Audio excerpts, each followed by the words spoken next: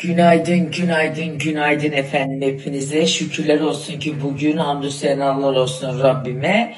Soyunma odam geliyor. Sizin tabirinizle giyinme odası. Artık kıyafetlerimi uçlardan çıkaracağım. Mülteci gibi yerlerde kıyafetler. Hiç sanki eve sığınmacı olarak girmişim de her an gidecekmişim gibi. Şükürler olsun sonunda bugün artık o dolap gelecek de kıyafetlerimi yerleştireceğim. Neyimin ne olduğunu da görmüyorum. Koskoca evin içindeyim. Oh! 25 dakika sonra buradaymış mobilyacılar.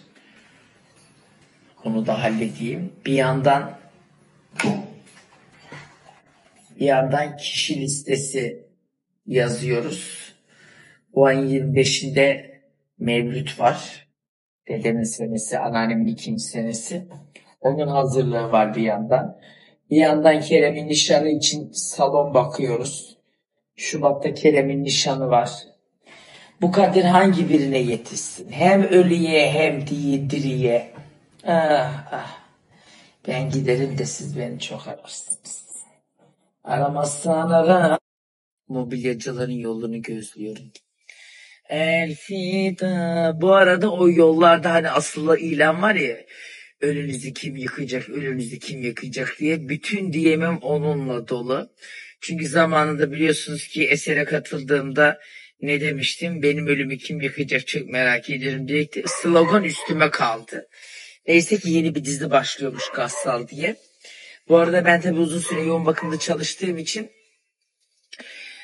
ölü toplamaya çok alışkınım. Ondan sonracığıma ve hep gasilhanede çalışmak istemişimdir. Sonuçta o da benim için bir temizlik. Hem de manevi olarak da bir şeyler katıyor insana. Sonra geçen gün bir tanıdık hocaya sordum. Dedi ki ya böyle ben dedim hani gasilhaneye gidip yardım etmek istiyorum. Acaba mümkün müdür? Kimsesizler falan oluyormuş ya insan bulamıyorlarmış yardım edecek. Ondan sonracığıma görüştüm.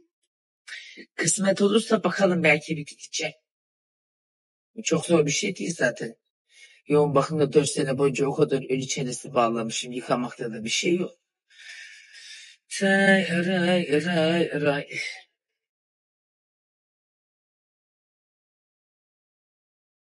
İnce ince Yasemince her mevzuya dokunduk. Her mevzuda Yasemince ince mevzular bulduk.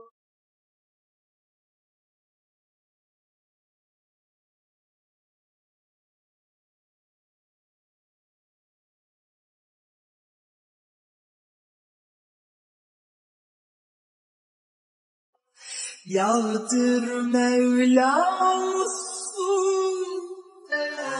yağdır Mevlam su,